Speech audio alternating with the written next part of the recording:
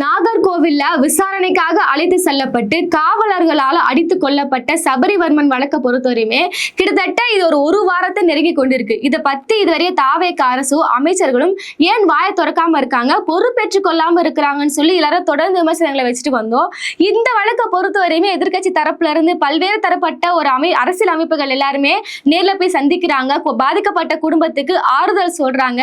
இந்த காவல்துறைக்கு எதிராக தனது கடும் கண்டனத்தை தெரிவிக்கிறாங்க. ஆனா காவல்துறையை நேரடியாக கட்டுப்பாட்டு வச்சிருக்கக்கூடிய இந்த அரசு இதுவரையுமே இதே பண்ணாம இருக்கிறாங்களே, இதுவரையுமே இது ஒரு விஷயம் நடந்துச்சு, அதற்கான ஒரு மன்னிப்பு இல்ல இந்த பாதிக்கப்பட்ட குடும்பத்துக்கு என்ன அடுத்த கட்டமாக செய்யலாம், இது எதுவுமே செய்யாம இருக்காங்களேன்னு சொல்லி தொடர்ந்து விமர்சனங்கள் எழக்கூடிய இந்த சூழ்நிலையில இறுதியாக தாவேகா தரப்புல இருந்து பாதிக்கப்பட்ட குடும்பங்களை போய் பார்த்திருக்கிறாங்க. சோ தாவேகா தரப்பா முதலமைச்சர் விஜயா போயிருக்காங்கன்னு கேட்டீங்கன்னா அதற்கெல்லாம் நமது மாண்புமிகு முதலமைச்சர் விஜய் அவர்கள் வெளியே வரமாட்டாரு. ஏதாவது அரிசி அளந்து போடுற வேலைகள் ஏதாவது இருந்தா சொல்லுங்க, அந்த டைம்ல அவர் வெளியே வருவாருன்னு சொல்லி எல்லாம் கமெண்ட் போட்டு இருக்காங்க. அப்ப விஜய் அவர்கள் போல வேற யார் ஏதாவது பேசிருக்காரா இதை பத்தின்னு கேட்டீங்கன்னா அதை பத்தி எதுவுமே வாய் திறக்க மாட்டாரு. இப்ப யாராவது கரூர் சிபிஐ விசாரணை ஆரம்பிச்சீங்கன்னா அப்ப வேணா மேடை போட்டு பேசுவாரு. இந்த மாதிரியான இந்த சட்ட ஒழுங்கு, நிர்வாக சீர்கேடு, காவல்துறை அராஜகம் பத்திலாம் அவர் பேசவே மாட்டாரு. அப்ப யாருதாங்க தாவேகா தரப்புனா யார சொல்றீங்கன்னு பாத்தீங்கன்னா அமைச்சர் ஸ்ரீநாத் அவர்களும் ராஜேஷ்குமார் அவர்களும் ரெண்டு பேரும் நேர்ல போயிட்டு பாதிக்கப்பட்ட குடும்பத்தை சந்திச்சிருக்காங்க. இப்ப நம்மளுக்கே ஒரு சந்தேகம் வருது, இவ்வளவு நாள் ஆச்சு அந்த பாதிக்கப்பட்ட குடும்பம் ரொம்ப கதறி அழுது நீதி கேட்டு எல்லா விஷயம் போராட்டத்தையும் கையில முன்னெடுத்து வந்தாங்க. இப்ப போயிட்டு ஒரு அமைச்சர் பாக்குறாங்களேன்னு சொல்லிட்டு நம்மளுக்கே ஒரு கோபம் என்பது வருது. அப்ப இந்த பாதிக்கப்பட்ட குடும்பம் என்ன பண்ணிருப்பாங்க, அவங்க அமைச்சர்களை நிக்க வச்சு கேள்வி கேட்கிறாங்க. நாங்க ஓட்டு போட்டு தேர்ந்தெடுக்கக்கூடிய சிஎம் அவர்கள் எங்களோட துயரத்துக்கு இதுவரை ஒரு இரங்கல் கூட தெரிவிக்கவில்லையே அப்படின்னு சொல்லிட்டு அவங்க கேள்வி கேட்டிருக்காங்க. இதற்கான பதிலா அந்த அமைச்சரால சொல்ல முடியுமா? சொல்லியிருக்காங்க. அதான் நாங்க வந்திருக்கோங்களே, ஏங்க நீங்க வந்திருக்கீங்க ஓகே, ஆனா முதலமைச்சர் அவர் நேர்ல கூட வர வேணாம், ஒரு இரங்கல் செய்தி கூட சொல்லாம இருக்காருன்னு தான் அந்த குடும்பம் இதுவரை வேதனைப்பட்டு இருக்காங்க. சரி, இந்த வழக்கை பொறுத்தவரையுமே பல்வேறு புதிய தகவல்கள் எல்லாம் வெளியா இருக்கு. சரி, உங்களுக்கு மொத்த குற்றச்சாட்டு என்னன்னு பாத்தீங்கன்னா எங்களுக்கு இந்த அரசு வேலை நிவாரணம் அதை எல்லாமே தாண்டி எங்க குடும்பத்துக்கு இப்ப என்னோட கணவனுக்கு ஒரு உரிய நீதி என்பது வேணும். குறிப்பிட்டு சொல்ல போனா அந்த தென்தாமரை குலத்தோட எஸ்ஐ மீது நீங்க நடவடிக்கை எடுக்கணும்ன்றதுதான் இந்த குடும்பத்தோட ஒரே கோரிக்கையா இருந்துச்சு.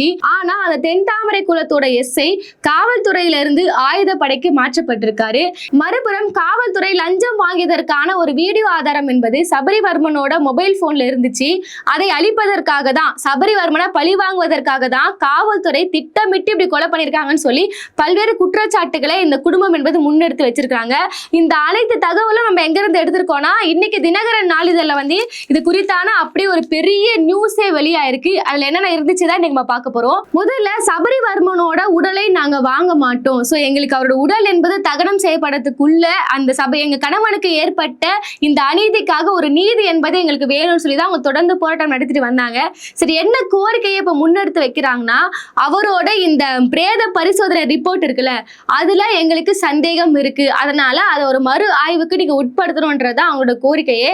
சோ இந்த கோரிக்கையை ஏற்று இன்னைக்கு மொத்தமா பார்த்தோம்னா 3 இடங்கள்ல அந்த பிரேத பரிசோதனைக்கான ரிப்போர்ட்டை மீண்டும் ஆய்வு செஞ்சிருக்காங்க.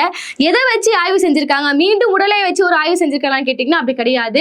சோ இந்த பிரேத பரிசோதனை இப்ப போஸ்ட்மார்ட்டம் பண்ணிட்டு இருக்காங்கன்னா அதற்கான வீடியோ ஆதாரம் இருக்குல்ல, சோ அந்த வீடியோ ஆதாரத்தை எடுத்து அந்த வீடியோல இருக்கக்கூடிய காயங்களும் ரிப்போர்ட்ல வெளிவந்த காயங்களும் ரெண்டும் ஒரே மாதிரி இருக்கான்னு சொல்லிட்டு இன்னைக்கு திருச்சி, மதுரை, சென்னை உள்ளிட்ட 3 இடங்கள்ல ஒரு பிரேத பரிசோதனை ரிப்போர்ட்டை பண்ணி முடிச்சிருக்காங்க. இது இறுதியாக பார்த்தோம்னா வீடியோல இருக்கக்கூடிய காயங்களும் இறுதியா அந்த ரிப்போர்ட்ல வெளிவந்த அந்த காயங்களோட ரிப்போர்ட்டும் ஒரே மாதிரியா தான் இருக்குன்னு சொல்லி முடிவுகள் வெளியாயிருக்கு.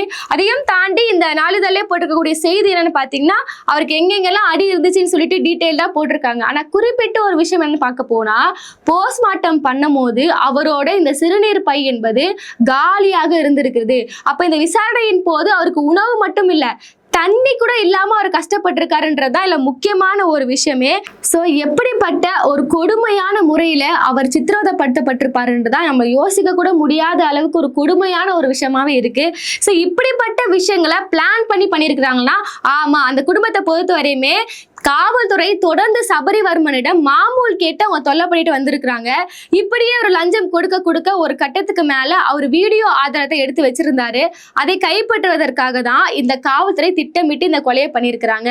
ஸோ அதுக்குதான் முன்னாடியே பார்த்தீங்கன்னா 8 நாட்களுக்கு அப்புறமா அவர் உயிரிழந்த அப்புறமா பார்த்தீங்கன்னா சபரிவர்மனோட மொபைல் போனையும் 2 வீலரையும் அந்த குடும்பத்துக்கிட்ட வந்து அவங்க ஹேண்ட் ஓவர் பண்ணியிருக்கிறாங்க. இப்போ கேள்விக்குறியான விஷயம் என்னன்னு பார்த்தீங்கன்னா அந்த மொபைல் போன்ல அப்படிப்பட்ட ஒரு ஆதாரம் இருந்துச்சா இல்லையா, இல்ல அது எல்லாமே அழிச்சிட்டு இந்த காவல்துறை கொடுத்துருக்காங்களான்றதான் அடுத்த கட்ட ஒரு கேள்வியாகவே இருக்கு. அப்போ அந்த வீடியோ ஆதாரங்கள் இருப்பது உண்மையானால் இப்படி காவல்துறை ஒரு பிளான் போட்டு ஒரு சதியை பண்ணியிருப்பாங்க. ஏன்னா காவல்துறைக்கும் சபரிவர்மனுக்கும் தான் இந்த பிரச்சனை, இந்த மாமூல் பிரச்சனை ஈடுபடுறது, இந்த குட்கா. அதுவும் ஒரு கட்டத்துக்கு மேல இந்த இனகரில் என்ன நியூஸ் போட்டிருக்காங்கன்னா அவர் இந்த 10 சிகரெட் பாக்கெட்டை வந்து நீ ஃப்ரீயா கொடுக்கணும்னு சொல்லிட்டு தென்தாமரை குலத்தோட எஸ்ஐ தொடர்ந்து அவரை வந்து தொல்லை பண்ணிட்டே இருப்பாருன்ற மாதிரி அவங்க ஒரு நியூஸை போட்டிருக்காங்க. இப்படி எல்லாமே இருக்கும்போது காவல்துறைக்கும் சபரிவர்மனுக்கும் ஒரு முன்விரோதம் இருந்திருக்கு. இந்த பேச்சுவார்த்தையில சில பிரச்சனைகள்லாம் இருந்திருக்கு. அப்போ சபரிவர்மன் வந்து போலீஸ் ஸ்டேஷன்ல உயிரிழந்தா பரவாயில்ல, அவர் எங்க உயிரிழக்கிறாருன்னு பாத்தீங்கன்னா சிறை காவல்ல உயிரிழக்கிறாரு. அப்ப இங்க இருந்து யார் பிரஷர் கொடுத்தா? சோ இங்க போலீஸ் ஸ்டேஷன்ல இதோட முடிஞ்சிச்சு. சிறை காவல் இருக்கக்கூடிய வார்டன்களுக்கும் அங்க இருக்கக்கூடிய காவலர்களுக்கும் சபரிவர்மனுக்கும் என்ன சம்பந்தம், அவர் எப்படி அடித்து கொலை செய்யப்பட்டிருக்காருன்னு தான் கேள்விக்குறியான ஒரு விஷயமா இருக்கு.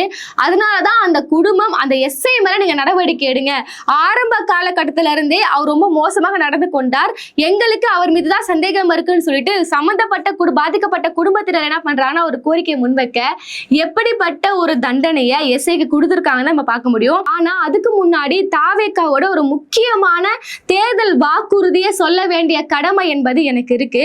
அதாவது இன்பம் 10 தேர்தல் அறிக்கை பேஜ் நம்பர் பாத்தீங்கன்னா 89, அதுல காவல் படுகொலை அப்படின்ற தலைப்புல இவங்க என்ன வாக்குறுதியை கொடுத்திருக்கிறாங்கன்னா ஒரு மாநிலத்தில் நடக்கும் ஒவ்வொரு காவல் படுகொலைக்கும் அந்த மாநிலத்தை நிர்வகிக்கும் அரசின் தோல்வியை காட்டுகிறது. அப்போ இன்னைக்கு இந்த சபரிவர்மனோட உயிரிழப்பு என்பது தாவேகா அரசோட தோல்வியை காட்டுதுன்னு சொல்லி அவங்களே தேர்தல் வாக்குறுதியிலே சொல்லியிருக்காங்க போல. நமது தாவேகா ஆட்சியில் திமுக ஆட்சி நடத்தப்பட்ட காவல் மரணங்களால் பாதிக்கப்பட்ட குடும்பத்தினருக்கு நிதியை பெற்றுத்தர சுதந்திர விசாரணை மேற்கொள்ளப்படும். இத்தகைய கொடும் வன்முறையில் ஈடுபடுவர்கள் அனைவரின் மீதும் எவ்வித பாரபட்சமும் இன்றி கடுமையான நடவடிக்கை எடுக்கப்படும். அதாவது தேர்தல் வாக்குறுதிகளே சொல்லியிருக்கிறாங்க. இப்படி ஒரு அரசின் கட்டுப்பாட்டுல ஒரு அரசு நிர்வாகத்துல இப்படிப்பட்ட காவல் படுகொலை எல்லாம் நடந்துச்சுன்னா அது அந்த கட்சி அந்த அரசுக்கான தோல்வின்னு சொல்றாங்க. அப்ப இது தாவேக்காவோட தோல்வியாக அவங்க ஏற்றுக்கொள்வார்களா? அதையும் தாண்டி இவங்க என்ன சொல்லியிருக்கிறாங்கன்னா எங்க ஆட்சியில இப்படிலாம் நடக்காது, போன திமுக ஆட்சி காலங்கள தொடர்ந்த மாதிரி லாக்அப் டெத் எல்லாம் நடக்கும்ல, அவங்களுக்கான ஒரு நேர்மையான விசாரணை நாங்க பெற்று தருவோம், நிவாரணத்தை பெற்று தருவோம் சொல்றாங்க. சரி, நீங்க திமுக ஆட்சி காலத்துல இப்படி கையாண்டாங்க, அவங்களுக்கு நீங்க நீதி பெற்று தருவதெல்லாம் இருக்கட்டும். சரி, நீங்க போன ஆட்சி நடந்து முடிஞ்ச இந்த காவல் படுகொலைக்கு நீதி எல்லாம் வாங்கி தரது இருக்கட்டும். ஆனா உங்க ஆட்சியின் கீழே சபரிவர்மன் மட்டும் தான் உயிரிழந்திருக்கிறாரா இந்த கஸ்டோரியல் டெத்ல? இதுவரையும் பாத்தீங்கன்னா தாவேகா ஆட்சியின் கீழே 4 மரணங்கள் நடந்து முடிஞ்சிருக்கு.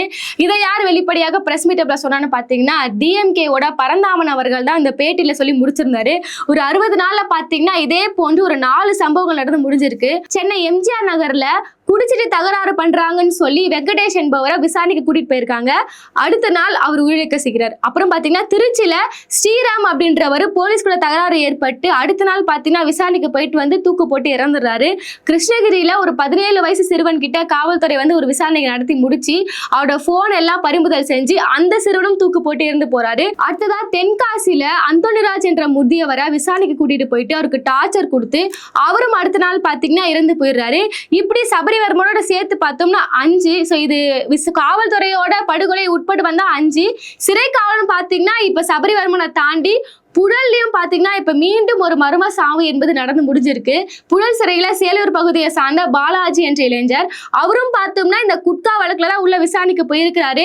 இதேதான் சபரிவர்மனுக்கு என்ன கட்டுக்கதையில சொன்னாங்களோ அதே விஷயங்கள் தான் இன்னைக்கு பாலாஜிக்கும் நடந்து முடிஞ்சிருக்கு. இவர் எப்படி குட்கான்னு விசாரணைக்கு கூட்டிட்டு போனாங்களோ இவரும் அதே மாதிரி தான் குட்கா விசாரணை கூட்டு போயிருக்காங்க.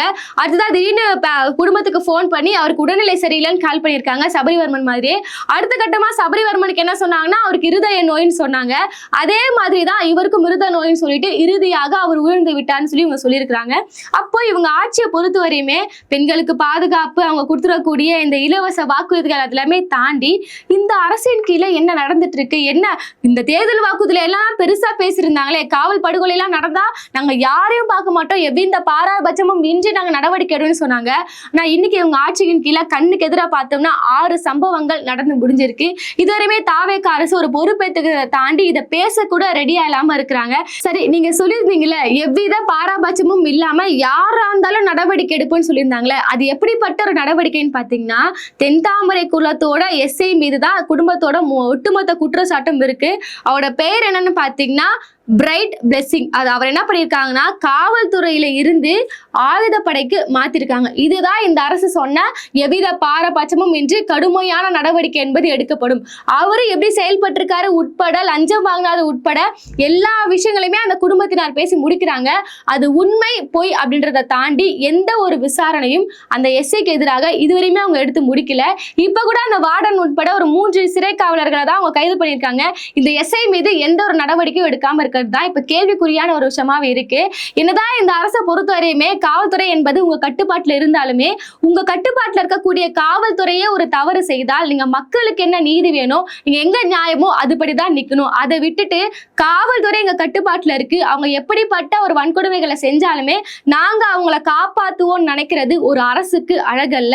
இந்த வழக்கை பொறுத்தவரையுமே இறுதியாக பாதிக்கப்பட்ட குடும்பம் சபரிவர்மனோட இந்த உடலை வாங்க ஒப்புக்கொண்டதாக இப்ப தகவல்கள் வெளியாயிட்டு இருக்கு.